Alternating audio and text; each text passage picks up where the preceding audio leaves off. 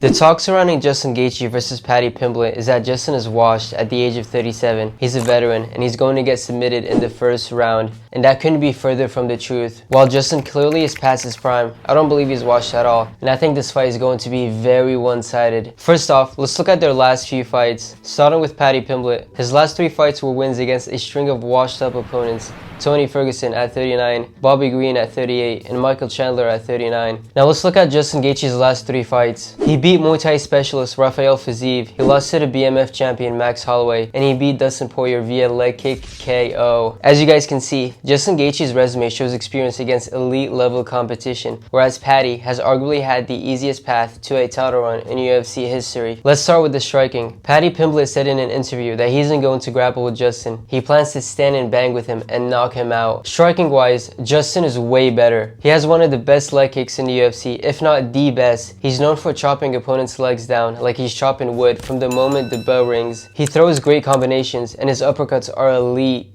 His most recent fight against Rafael Fiziev at UFC 313 showed exactly how high level his striking still is. He got the better of Fiziev in the stand-up exchanges and even dropped him with an uppercut, proving that his striking is still at the very top of the division. Justin's ability to take shots is second to none. He recovers incredibly well, and even when you wobble him, he's still dangerous. We've seen it time and time again. He gets caught with something, stumbles back, the opponent rushes in to finish, and Justin throws a wild counter that ends up wobbling them instead. This creates some of the most exciting fights in the UFC. Unless you knock Justin out cold, he's always a threat. Now let's talk about Paddy Pimblett's striking, starting with the elephant in the room. Paddy has a habit of keeping his chin high, and that is the last thing you want to do against someone like Justin Gaethje. His hands are mediocre at best. He doesn't throw long combinations, mostly a lot of 1-2s, some 4-3s, and an occasional 3-punch combo. He also keeps his head on the center line far too often. When you enter the pocket and throw combinations, it's crucial to move your head and slide off to the side rather than staying stagnant. If you look at his most recent fight against Michael Chandler at UFC 314, you'll see exactly what I mean. Watch the jabs Paddy throws at Chandler.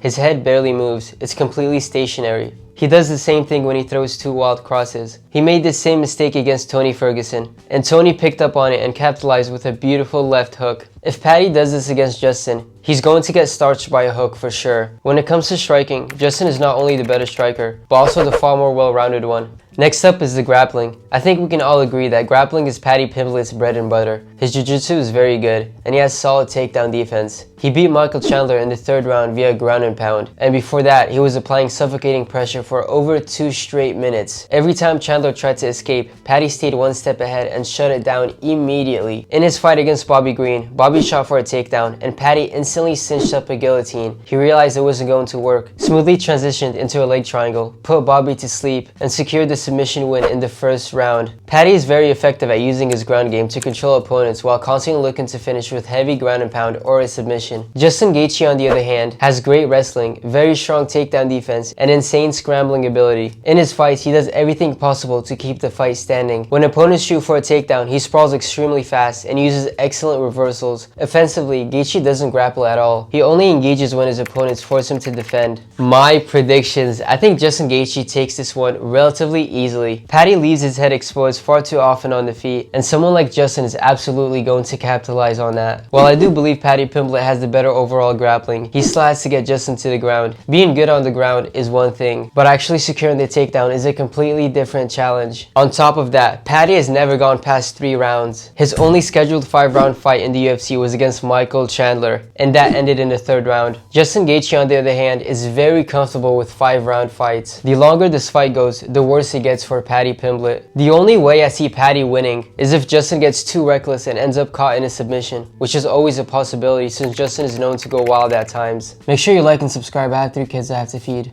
Thank you.